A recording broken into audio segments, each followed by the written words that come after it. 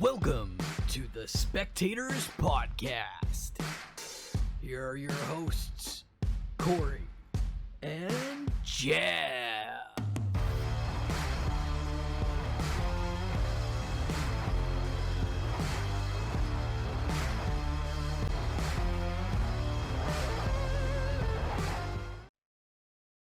Welcome, spectators, to another exciting episode of the Spectators Podcast. My name is Jeff, and to my mic adjacent is Corey. How are you? I'm good. Are you not going to say anything about my hat this time? We are only talking wrestling today, and I do already have enough angst being a Canucks fan, so I won't. I'm abstaining from expressing anger at this time. Okay, that's fair. That's fair. No, how are you? How has your week been? It's been good. I've been on Twitter a lot.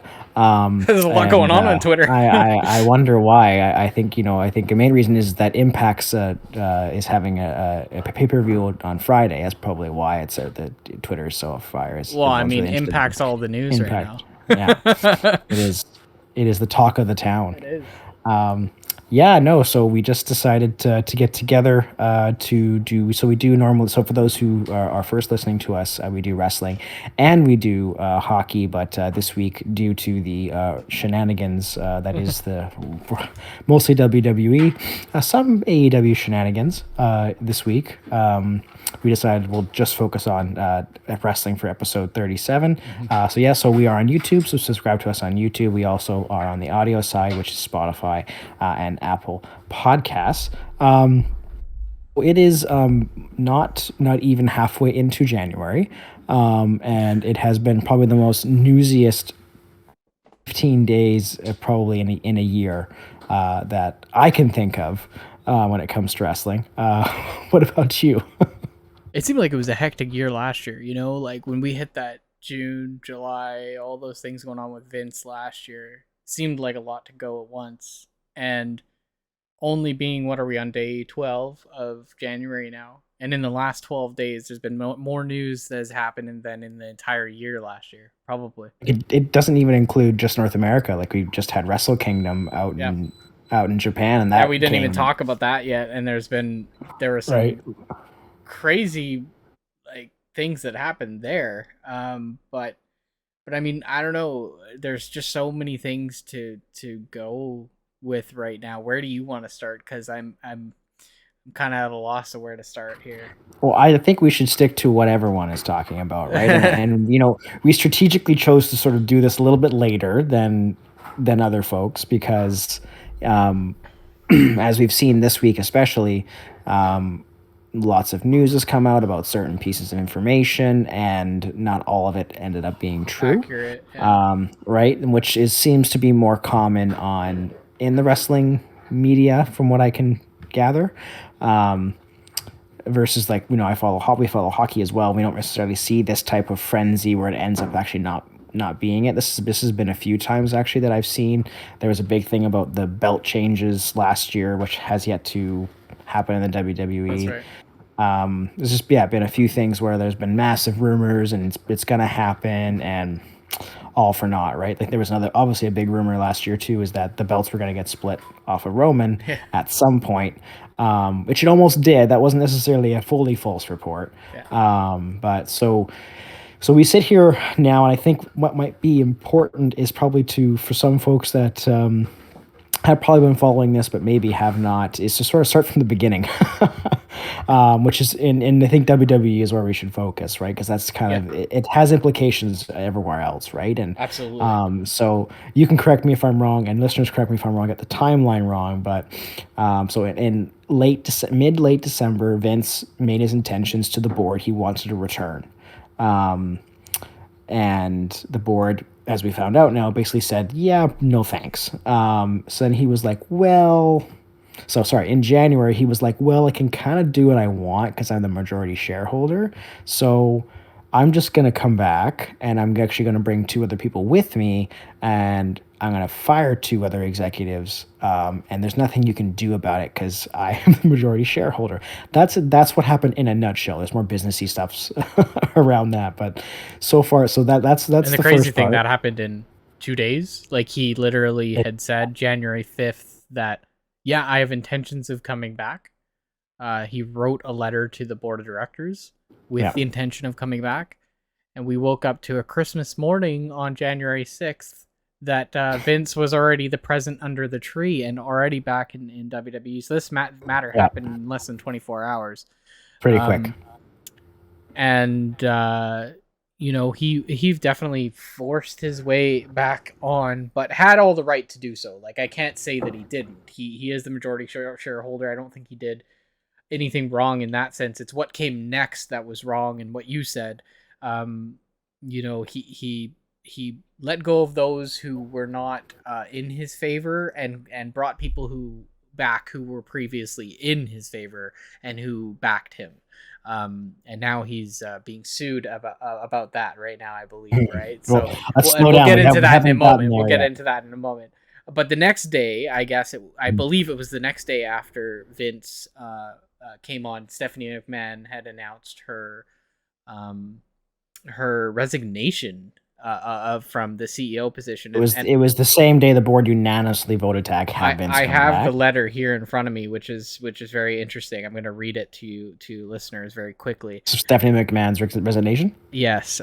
So she said, about 8 months ago, I took a leave of absence, and within a few weeks, unexpectedly had the opportunity of a lifetime. I had the privilege to return as the co-CEO and chairwoman of the board of the WWE. I cannot put into words now how proud I am to have led what I consider to be the greatest company in the world, working alongside a remarkable leadership team and one of the strongest executives that I know in my co-CEO, Nick Khan. Our founder, Vince McMahon, has returned as executive chair and is leading an exciting process regarding strategic alternatives, and with Nick's leadership and Paul Triple H Levesque as chief content officer, I am confident that WWE is in the perfect place to continue to provide unparalleled creative content and drive maximum value for shareholders. WWE is in such a strong position, and I have decided to return to my leave and take it one step further with my official resignation. I look forward to cheering on WWE from the other side of the business, where I started when I was a little kid, a pure fan.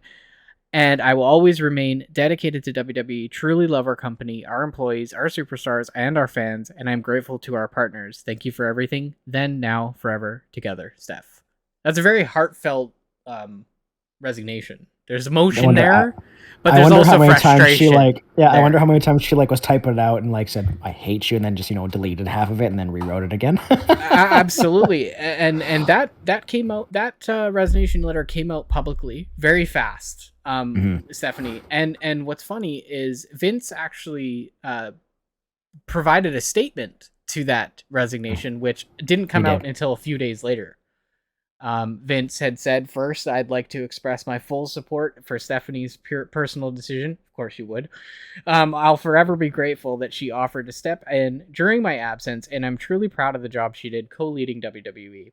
Stephanie has always been the ultimate ambassador for our company, and her decades of contributions have left an immeasurable impact on our brand. I'm proud to announce that Nick Khan will now serve as WWE CEO. Nick's business acumen and mastery of the media industry have helped catapult our business to record revenue and profitability. Together, we look forward to working with the board at this critical moment in time to review our strategic alternatives and maximize value for all shareholders. I'm finding a trend in what Vince is saying, Nick is saying, Triple H has been saying, Stephanie is saying. They're all talking about Vince coming back for this value to shareholders. I've seen hearing this exact term multiple times from different people. Now that we've kind of heard her resignation happen, we've heard Vince speak about it, we've heard about the intentions. How do you feel, before we move on to the good stuff, how do you feel about Stephanie McMahon leaving and Vince coming back? Isn't that interesting, though? Is Stephanie McMahon stepping down, resigning, is in itself bombshell news, right? Because before Vince left, she stepped in.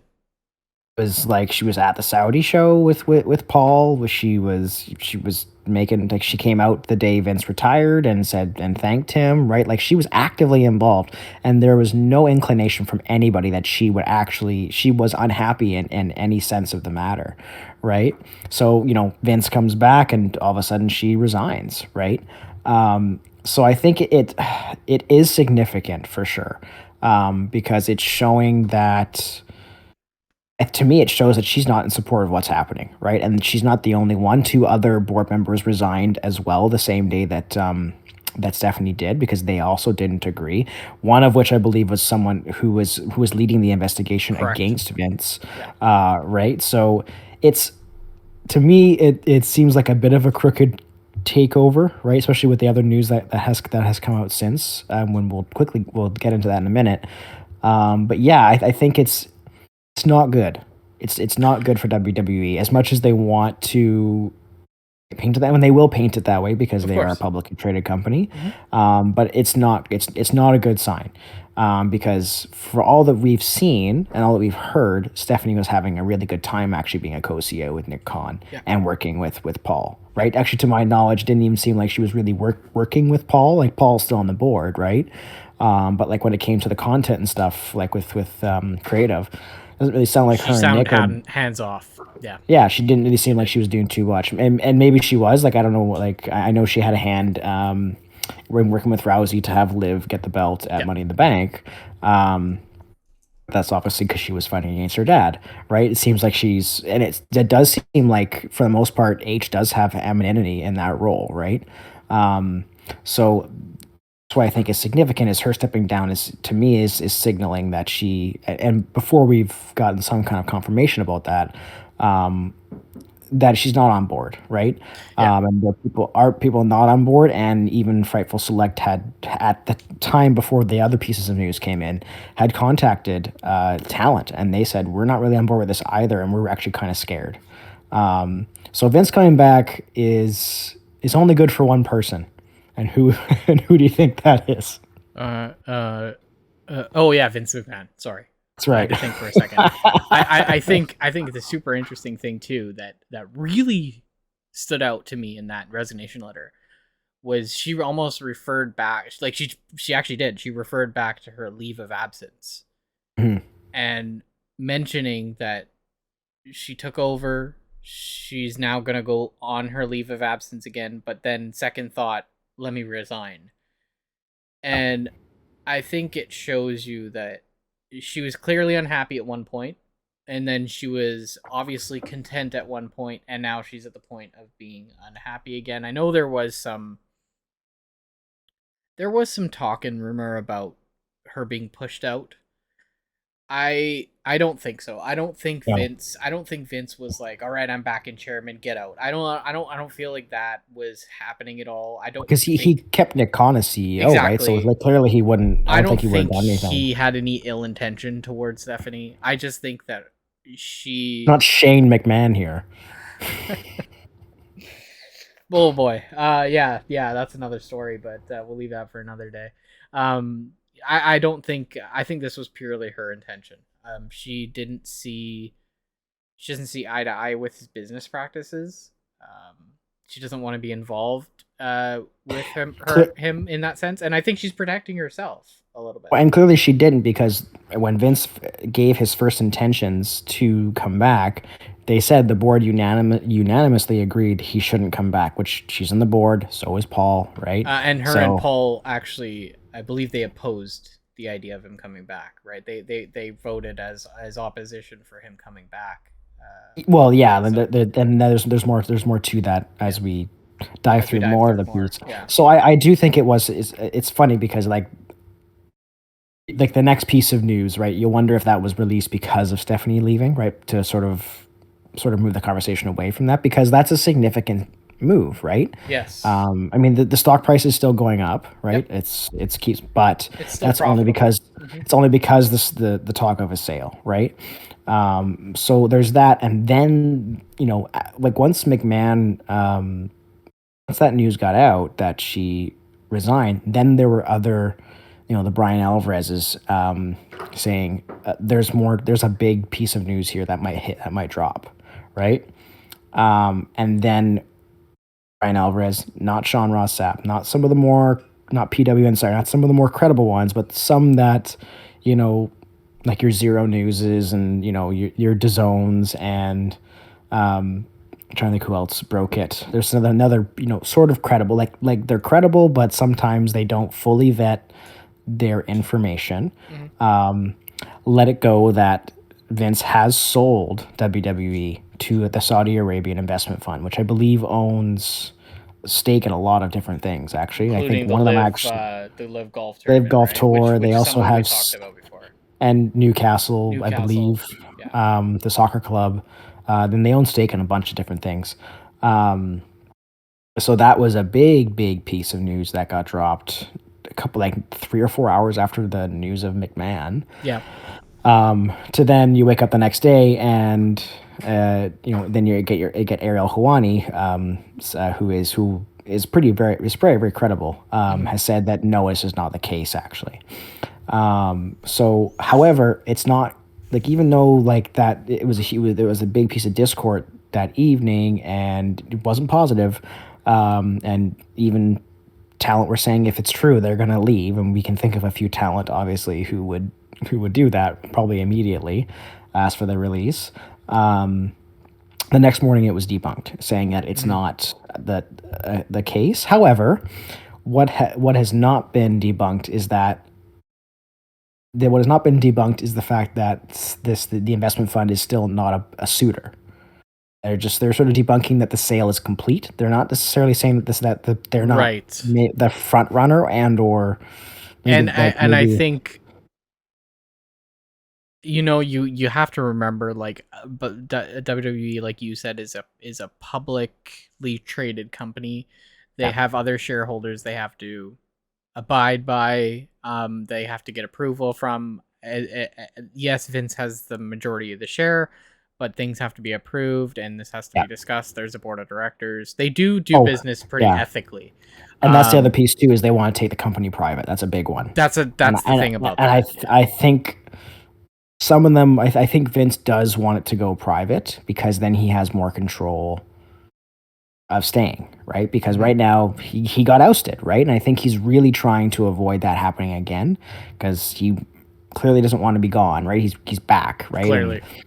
And I think he's trying, and why he probably would go with, why his number one choice is with the Saudi investment fund, is he probably has a good relationship with them, and they probably wouldn't have an issue with him staying in a significant role, right?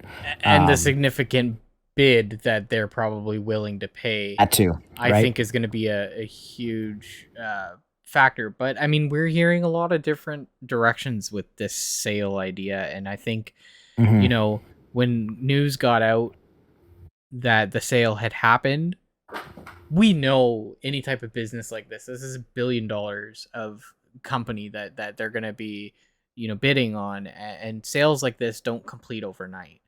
Now, my thought and belief and the truth behind this, at least from my perspective, I wouldn't be half surprised if they did end up going to Saudi Arabia public Me neither. fund.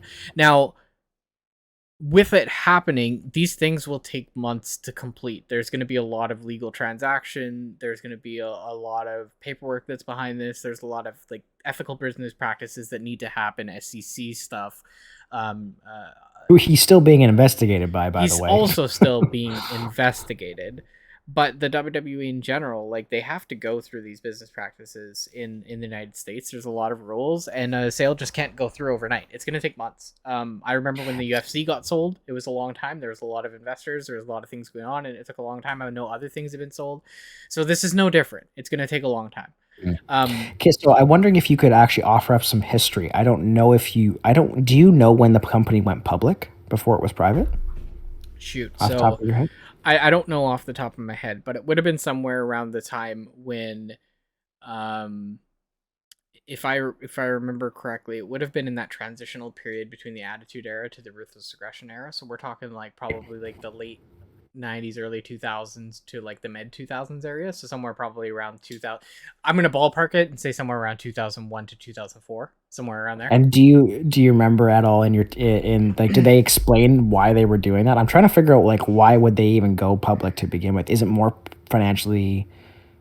Well, I mean, legally, I'm not legally, sorry, but financially speaking, I think when you go public, you have investments from multiple shareholders, that's going to make you Mm. potentially more profitable. Um, yeah, there's companies that go public and then they end up going private, but for the most part, yeah, I think a lot of companies do want to go public. But we should look it up. We should find out when the IPO was. So the initial public offering of WWE stocks. It's probably somewhere around that mark.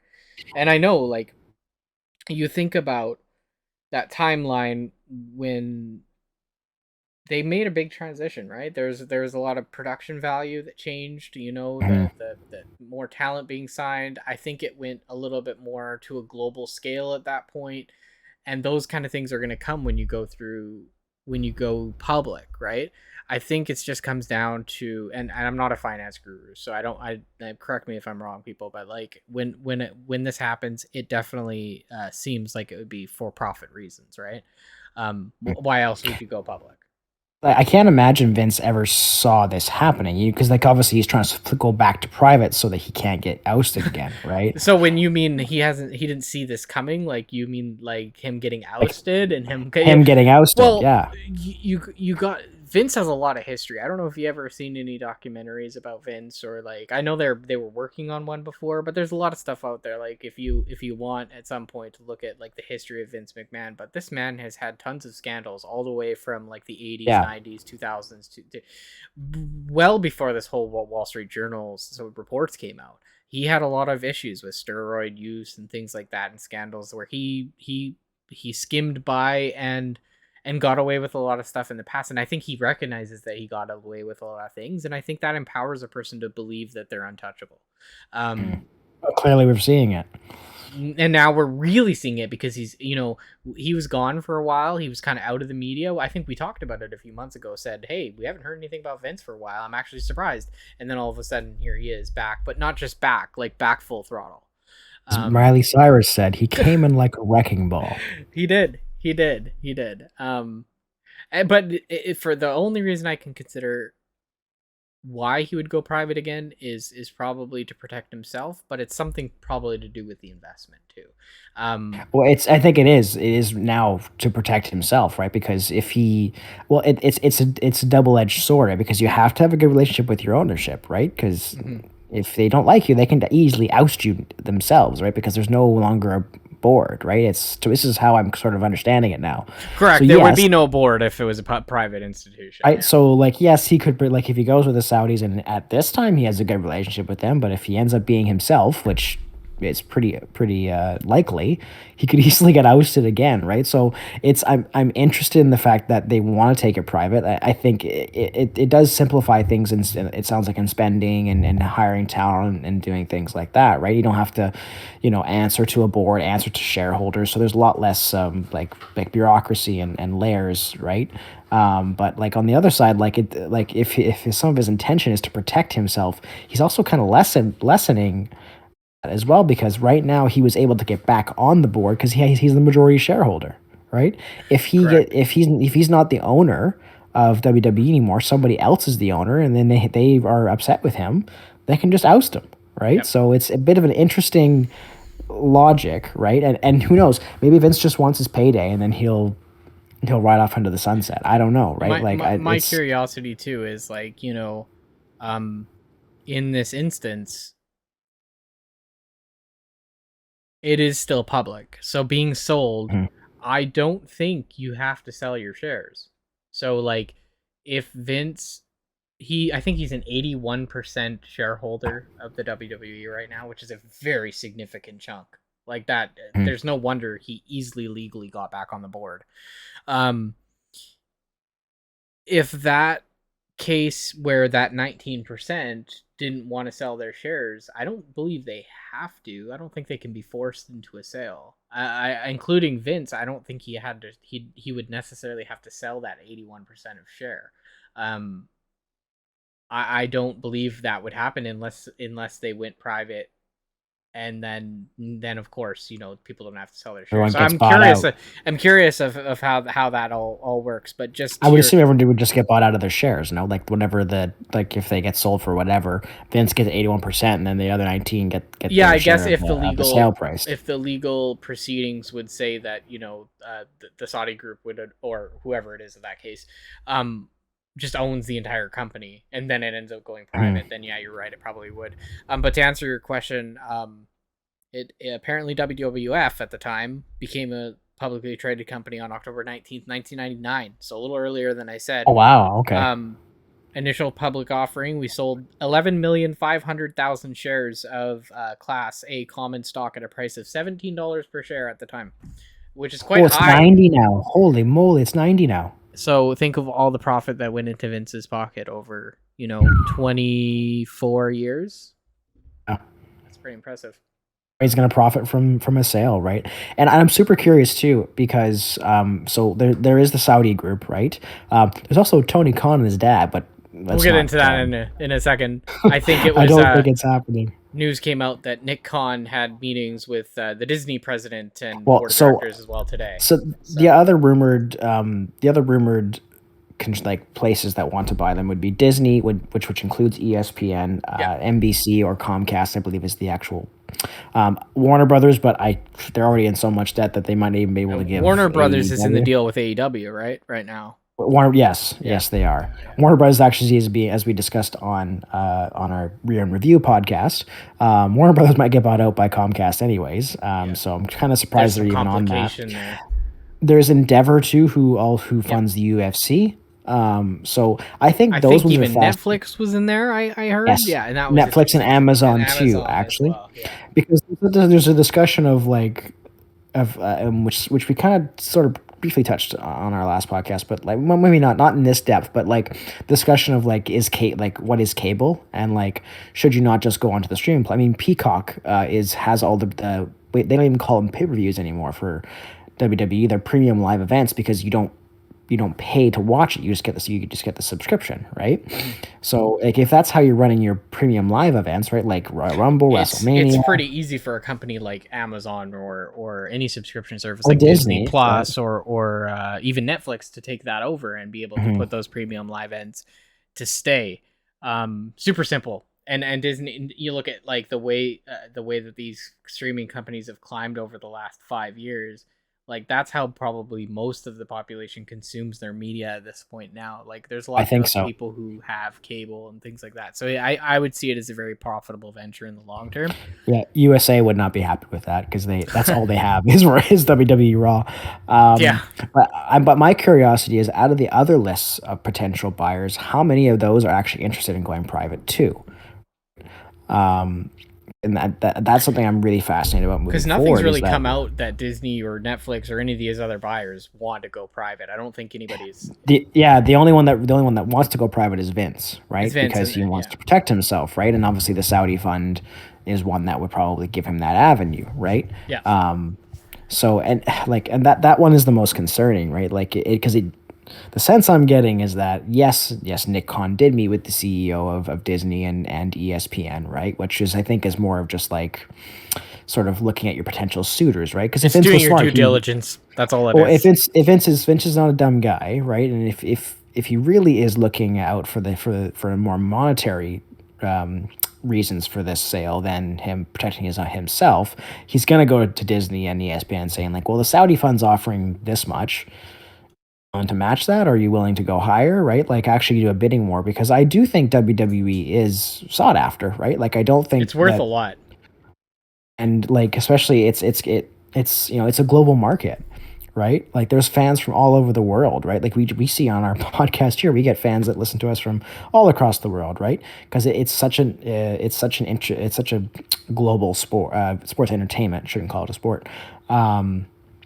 So I think the sale is significant, I think, in general, from a business perspective too. It's a really profitable business, right? So I think it's really interesting to see if the Saudi investment fund, who else actually would be interested in working with Vince to take it private, and what that would even look like, right? Because the other piece of news, the other two kind of big pieces of news just outside of this is that Vince is being sued by a shareholder for how he came onto the board. Again, you and I are not legal U.S. experts on this, but it sounds like you're trying to stall anything that's going to kind of happen here, right? Yeah. And the other piece of news too is, and we got a bit more context, I believe, to Stephanie McMahon stepping down, is that reports now are out that Paul Levesque and Stephanie McMahon are not in favor of a sale. Yeah. Therefore, probably are not in favor of Vince being back, which would make sense. It sort of lines up with some of the Right. They voted as an opposed sale, right? Opposed to the sale. Yeah. Well, opposed to Vince coming back in general, And that too. And there were other rumors swirling the same day of the McMahon, Stephanie McMahon. I should make sure I should delineate that Stephanie McMahon resignation. And the Saudi sale was that Paul Levesque might get moved out of creative, not fired, but moved out of creative. Yeah. That never went anywhere. It's just one of those things. I think it was it got into a frenzy and people just weren't really vetting. Too many rumors going on, and one thing starts and more things go. And we even know, like we've talked about this in the past, but WWE puts up their own rumors sometimes. They spit out their own rumors because they want people to get talking. I had just looked up on Google after just a quick search, and it looks like WWE is worth, according to Google, $6.65 billion, which is about almost $3 billion over what the UFC sold for in 2008, 17 or 18. Yeah, and it's interesting too. So obviously you're looking for somewhere in the area of $7 billion, right? I'm assuming, right?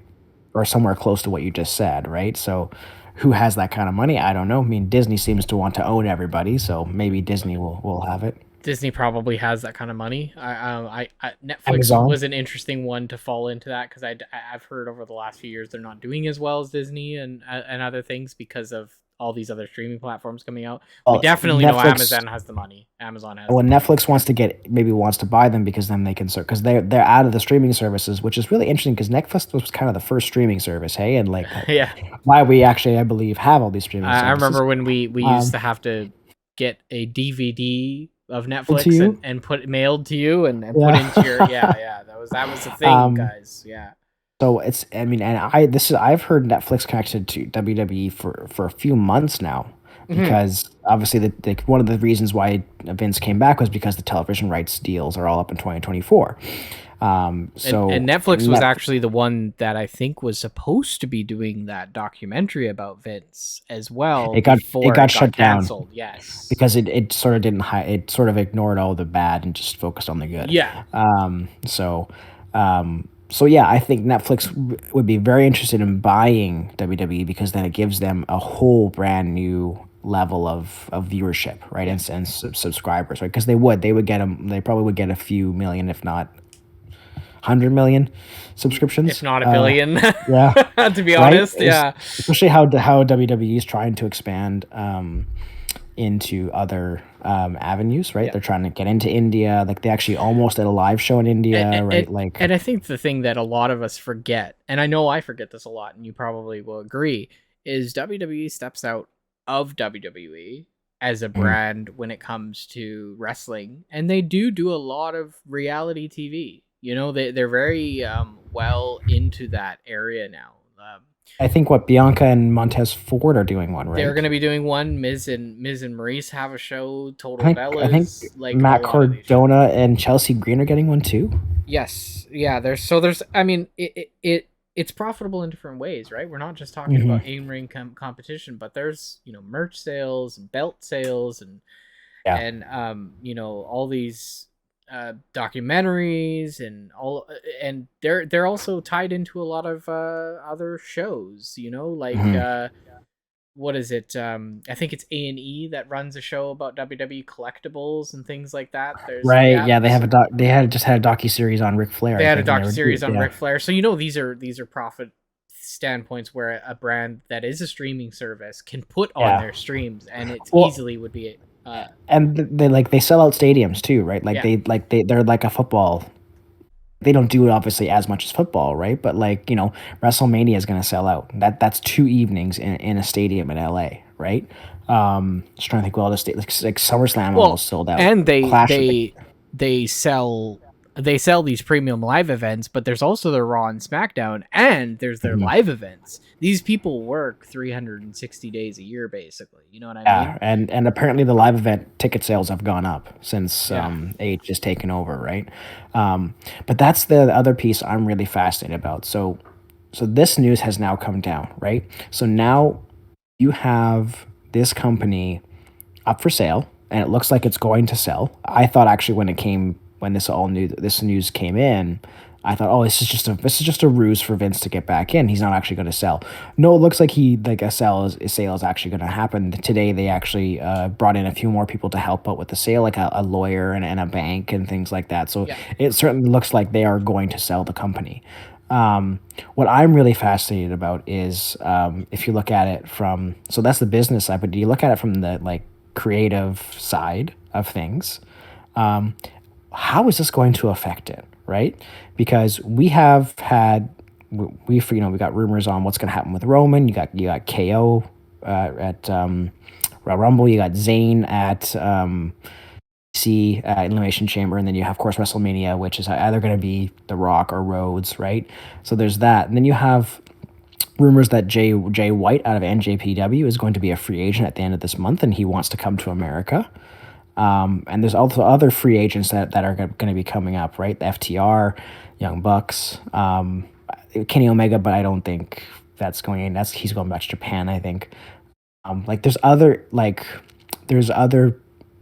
There's major implications for this, right? Even like as it stands right now, like the uncertainty, I think is really interesting for me. And so I'm kind of curious from you, like now that we've had a day of no major news and we've had some time to really like let it sit, like how do you think this turmoil of the past 12 days is going to affect the WWE? Not from a business side, that's just, we can't really predict it, but like how do you think it's going to affect them from like a talent / creative side? Well, I think there's really three pillars you have to look at. The business side, which we talked about already, the talent side, and the creative side, and then the third one has to be the fan side and how it's going to affect the fans, the fans, the viewership, that kind of thing. If a sale goes to, I'm not going to say any which way, but if a sale goes to one or another person, or a company, that can affect how talent will make choices, want to stay around, want to be involved, because regardless if you go to a Saudi Public Investment Fund or if you go to Disney or you go to Netflix, these are the creative minds in a different space that are going to give you a different direction that may want to change things, and wrestlers might not want to be part of that. From the fans' perspective, if you go private, that totally changes premium live events. That totally changes the way things are. I heard that really changes the way TV deals are. I've heard that that especially if it goes to somewhere like Saudi, that could implicate that we may no longer see a Monday Night Raw and a Friday Night SmackDown on live TV for us. We may see that as more of a streaming thing that we can watch later, which is really going to change things in the sense of because they may sign deals with others. Maybe, they own it, but now they stream it on such and such platform because, hours are different, times are different of the day. It's not easy to put them on. How that's going to affect talent is a lot different, right? So here's a question for you, just very quick. Yeah. If you're Jay White, and for those who don't know, I'll Jay answer White your question already. I know what you're gonna ask. You're gonna ask, where do you go, right? Where do you go? And so that's my question. Just quickly, Jay White is NJPW. He was the heavyweight championship there. Highly sought after. Very, very good wrestler. Good on the mic and good in the ring. So if you are Jay White and you see and you want to come to America, I guess you could include Impact in there too, maybe. I don't know if they can afford him. But anyways, of the two major brands, where do you think you would go? AEW, 100%. I don't have any idea that he would go to WWE. He's sought after. I think WWE would want him. I don't think he'd sign with WWE. I don't think WWE can provide a lucrative enough deal for him that he would be interested in with the talent that they already have. I think he is a top level talent guy that can be your next world champion. He is already at that world champion status. He doesn't need to grow into a world champion. He's going to go on whatever brand, and he's going to expect that he's going to be a title leader. So Now, what if, hold on, what if money wasn't an option? Like money wasn't, like, let's just say AEW and WWE. 'Cause I do think WWE is going to offer him a lucrative deal. I do. I don't just mean lucrative in money. I Yeah. mean lucrative in so many other ways. You're providing a contract to somebody who you will still allow them to make appearances in other promotions. You will still allow them to make promotion appearances in NJPW. He can be interactive with that brand, which he's so synonymous with being. He could go over to Impact and do wrestling matches. He can do ROH. He can have creative control. He has a lot more say in what he's doing. And despite the rumors and the things that have happened with Tony Khan, there is still a level of freedom at AEW that WWE just cannot provide. Would your answer be the same if we didn't have the uncertainty of the sale? Yes. Yes. The reason why I say that again is because think about it this way. You're a sought after talent. You know you're going to get money wherever you're going. But wrestlers want to be on TV. They want to be a champion. They want to be recognized. They don't just do it for money. Some of them might, I'm sure. But I think a lot of them have that dream of, I want to do this. I want to be a champion. I want to be recognized.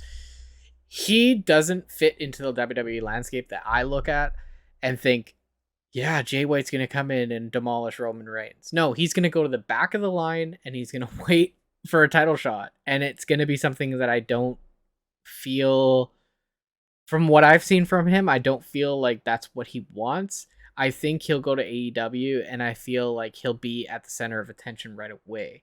I could be wrong. I could be completely wrong, obviously, but that's just my perspective of that. And I think it means a lot to, from what I'm hearing from wrestlers in AEW, it means a lot to them to have that creative control, but that freedom to be able to go to other brands and explore other options, make appearances, have fun that way. Tony's still very open to that. I think he understands the business perspective of it. Is it really excites fans, and it's fun. The wrestlers enjoy it, and they're happy with it. I do wonder though, like, so Jay White's one example, but I do wonder, like, in general, if you are a wrestler with free agency coming up. Now, I wouldn't say the same answer for everyone. No, not so like if there was, I feel like right now at this time, like if like someone like a Jay White, or let's just say for example FTR is their contracts were up at the end of the month, right? Would you want to go to WWE with knowing the uncertainty, right? Because if Vince gets back power, he fired a lot of people. He fired right? them. He released them. Like he released them not with no second thought, right? So I do wonder how that's going to affect someone like a Jay White, who I think he would also do well in WWE. I agree. Right. But I wonder if it's a him, like if whoever else is out there that they're eyeing, they made a few NXT signings, right? I don't think NXT really is going to be maybe they will, right? But I do wonder moving forward with this uncertainty until a sale happens, right? And then we can discuss, obviously, once the sale happens, what that looks like. I do wonder what that looks like for outside talent who are looking to find a home, right, as a promotion. Who may have been looking at WWE as a home, yeah. But also for internal talent whose contracts are coming up. I don't know whose contracts are coming up in the WWE. I know they're not as open about that in the WWE, I noticed. Right. But like I think of a few talent, right? Like, actually, I don't really know who I could really think of, but like, I wonder people who have just come, like a Braun Strowman, or just thinking who had a big return, Johnny Gargano, Candice LeRae, all these returns that have just signed and come back. Bray Wyatt. He's the biggest one in my question right now that I look at. Very good question. He could be already thinking, damn it, I made a mistake. Yeah. Well, I mean, especially though someone like Sami Zayn, if it is the actual Saudi fund that. Oh, he won't. He's gone. 100%. He'll be gone. Could you imagine if they do the sale in a month and he quits and he's pulled from that bloodline storyline? Like, he is making the bloodline, right? He had Roman Reigns eating popcorn the other night, and that was hilarious. Like, you wouldn't have that without Sami Zayn, right? You wouldn't. The bloodline would have and should have been over if it wasn't for Sami Zayn. 100%, right? And like, so that's why like I'm so curious like what like because like we can talk about like when it does sell, right? And who it sells to, that like that's more concrete. But right now we're living like we went from it when we had our year in review, which was January 1st, which was not that long ago. We had a pretty solid like feel, right? We're like, okay, this is gonna be Triple H book. We're gonna have a good year, right? Like Money in the Bank's going to the UK. Like WrestleMania sounds like it's gonna be fun. Rumble sounds like it's gonna be really good. And in 11 days from that, we are feeling so uncertain about this product, which is so crazy to me because since Vince left 8 months ago, which probably should have never thought he was leaving permanently. I didn't. Like yeah, and obviously, well, you've seen it, right? Like you know Vince, you've seen what he can do. Like it's like WWE isn't like when Vince left, it felt uncertain, but it felt like a good uncertain. You know what I mean? Like, okay, things are gonna change for the better. Now it's like, well, is it? Like we don't act like it's so unnerving, and I can't imagine what it would feel like right now to be a talent, staff, board members of the WWE. Yeah, I agree. I agree. I think there's a lot of uncertainty, and I think there's a lot of worry. I think there's a lot of there may even be regret from talent for coming back. We are 16 days out from Royal Rumble, Rumble. and as a fan, I don't feel good about it. I don't feel like this is gonna be a good Royal Rumble. I think especially especially if H does move out, it could happen, right? Like he has been a noted detract. He has now been a noted detractor of Vince, right? And you know how Vince feels about detractors. Well, he just ousted 2 people, like without the 2. So 4 people were left the board. Well, I guess 5 if you include Stephanie. Well, right? And maybe 2 of those Vince will be on Friday Night SmackDown. Hasn't happened yet, but apparently he's being rumored to maybe make some kind of appearance at the Rumble, right? And that would, I think, send a lot of bad messages to talent because if the guy even shows up in the Rumble, like I'm talking like if he's a competitor in the Rumble, like it just shows you that you're putting yourself in a spot that you put talent into, and I think it's gonna rub a lot of people the wrong way. No, 100%. I think it's hard when I hear about a lot of things, and I've been watching a lot of videos and a lot of different takes of fans, and we got to get into this side because there's the talent worry, and I think it's definitely it's legitimate, it's valid. Their worry is valid. I totally understand. With or without a sale, Vince being back was already one worry. Now there's a potential sale, and a potential sale that may leave a lot of wrestlers who don't want to be part of the company because of ethical and moral practices in a country. They could be fired for who they are, right? Like they were talking about people like Sami Zayn obviously being fired, Kevin Owens leaving, and they say that women being less of an attraction in WWE after all the hard work that Sonya Deville is a noted Sonya Deville is a noted LGBT. one that because she's LGBTQ and they don't support that in the country. So a lot of those things would impact the wrestlers. We know that. But what a lot of people haven't talked about is the fans' perspective, and I've been listening a little bit in on people talking about fans' perspective and talking about how this will impact us as fans. And you got to remember the wrestlers feeling uncertain about a Saudi sale. There's got to be a lot of fans out there that are also feeling that way, right? They already cringe on me when we have to watch like a Crown Jewel or any event. Yeah. And there's a lot of conversation around these are the first steps to the WWE being the end of WWE and being gone forever and crumbling as a brand.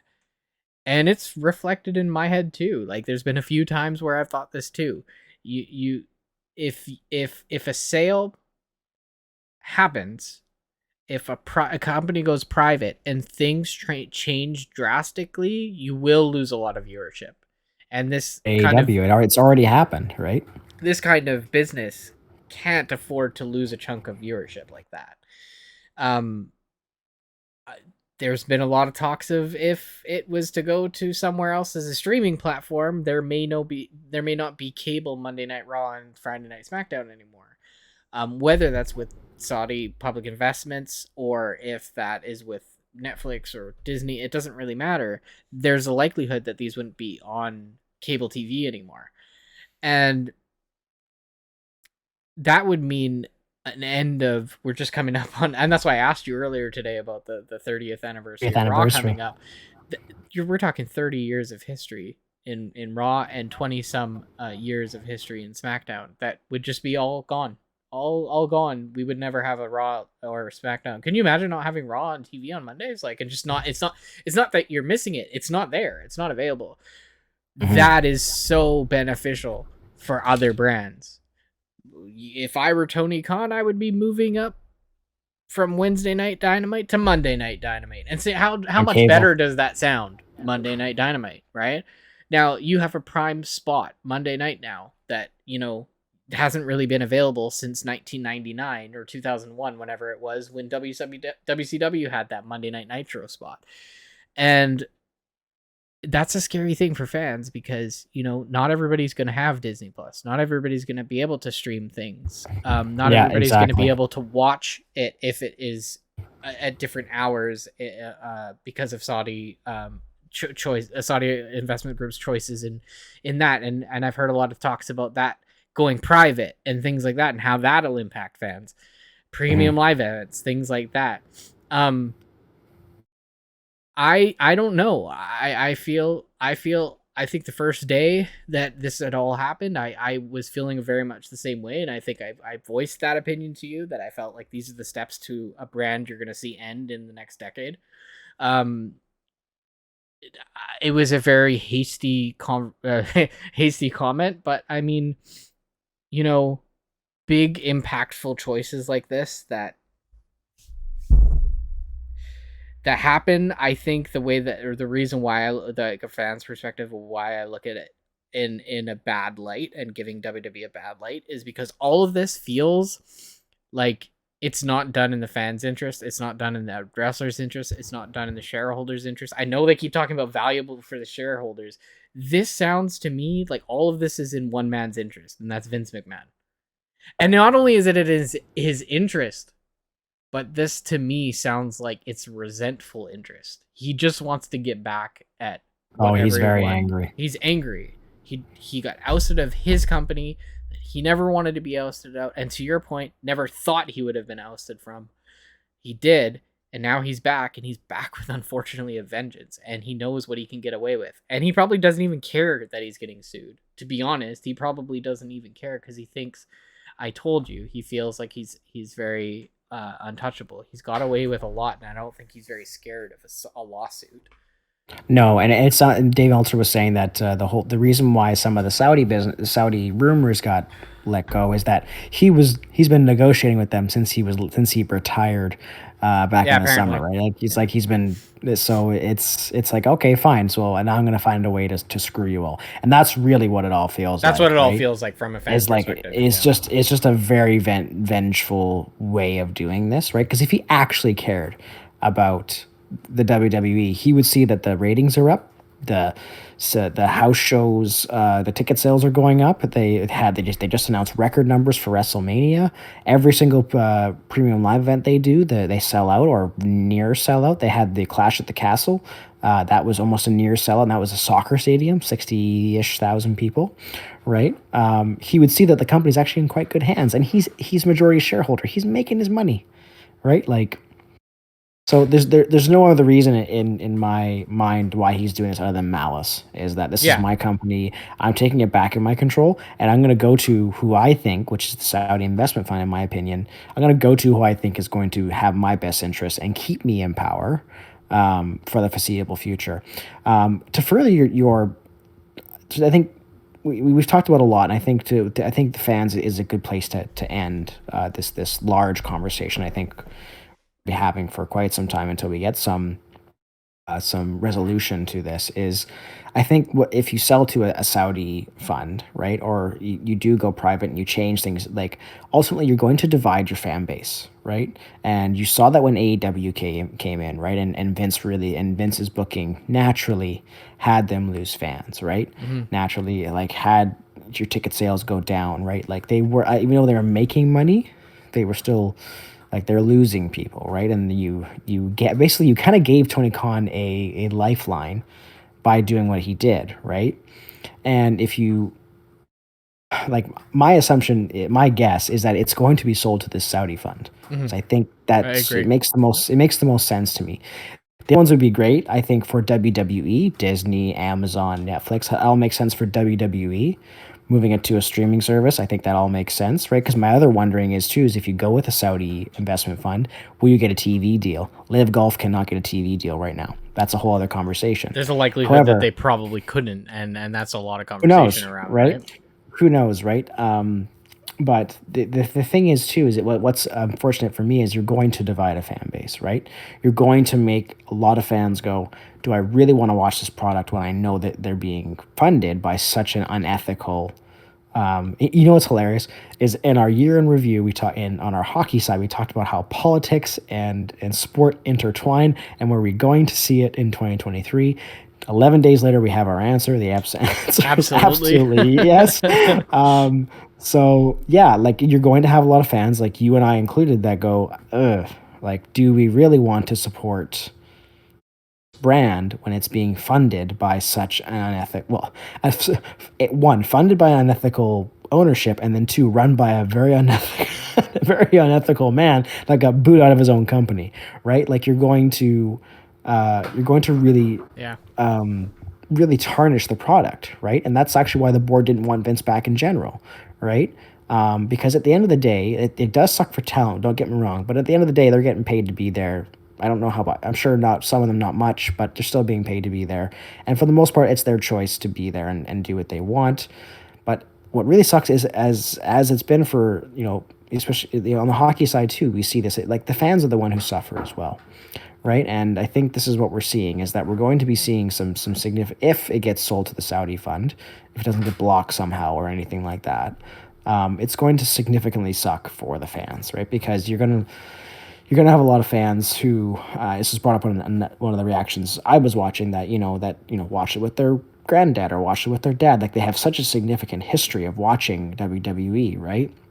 And they're gonna feel awkward about it, right? Even though they have so for someone like you who's been watching for almost 25 years, right? You have that connection to it, right? That love for it, and it's going to be tarnished, and that sucks, right?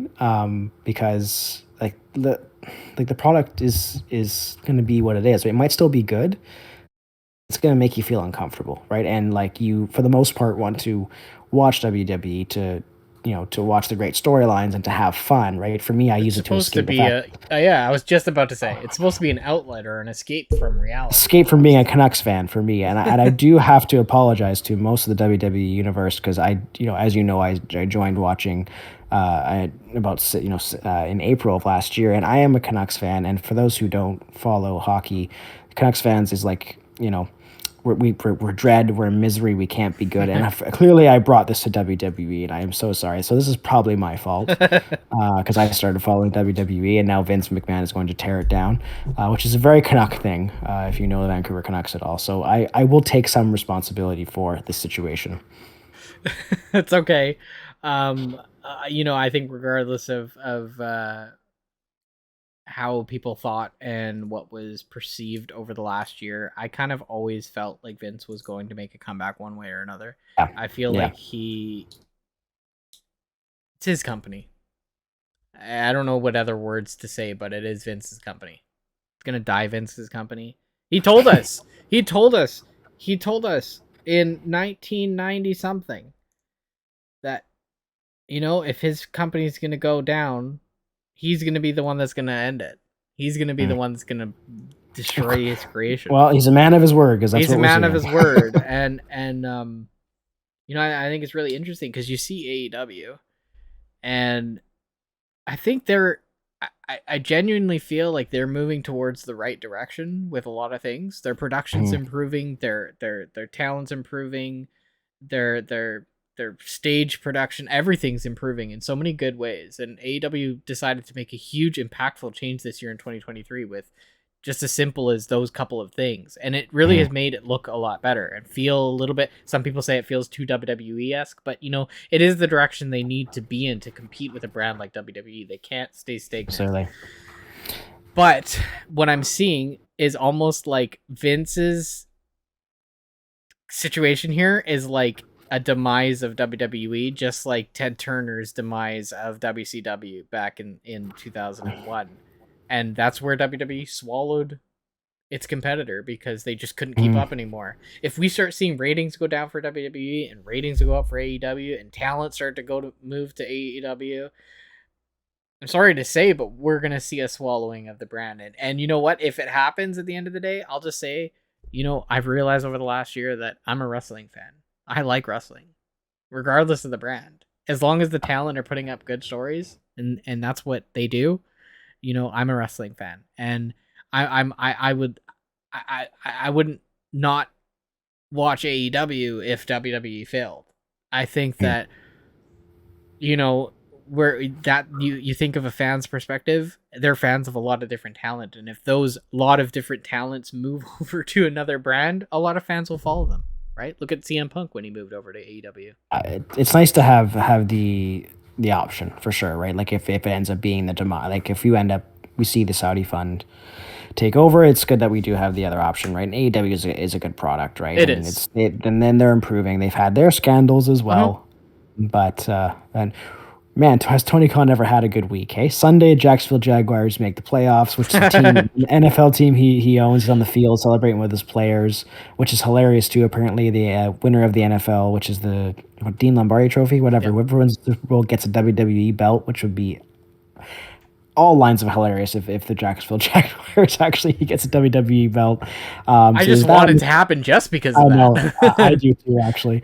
And then, of course, this whole turmoil with WWE, it's only good for AEW, right? They took a bit of a hit because they sort of didn't temper any expectations that Mercedes Moné was going to be on Dynamite on Wednesday, but that's a whole other thing we won't get into. But we'll stop there because I think it's a pretty good comprehensive, I think, chat about what's happened so far. There's so much more to digest, and I think it's important to sort of just let us keep digesting that, see how the storylines are being affected, right? Seeing if any if there's any sort of changes that we didn't really expect, right? Because I am curious about that now. Is that now that Vince is there, he's got control of the board. Stephanie McMahon is gone. Like, are we going to start to see some changes to creative, right? Which is a question I think we just need to keep an eye on. We can't really discuss at this time. I wouldn't be surprised, but another thing just to finish off is at this point, especially within this last week, never mind the first 12 days, this last week, it's like you're waking up to something new every day. And it's just so interesting that every day you go through with Vincent being in control, we may hear something new. We may see something new happen and escalate. So it's interesting. I am not a smoker, but I have started smoking after this week. I need a cigarette. I need a cigarette after every single time I check my Twitter. But anyways, as we always say, like, what do you guys think? What's your reaction to all of this, right? Let us know, right? Because it's a lot to digest, and there's so many different angles that you can talk about, right? And and so we'll stop there. So thanks again for everyone for listening. Please subscribe to us on YouTube. Leave a comment. Leave a thumbs up, please. That'd be awesome. And then on our audio side, please subscribe to us on Apple Podcasts or Spotify. Leave a review there and a star review as well. But as I always say, my beautifully bearded friend with a cheeky hat, as he has put on this episode, thanks for chatting with me. Thank you, Jeff. Thanks everyone for listening to this very diverse and crazy episode. And as I always say, we'll catch you at the next one. Go have a cigarette.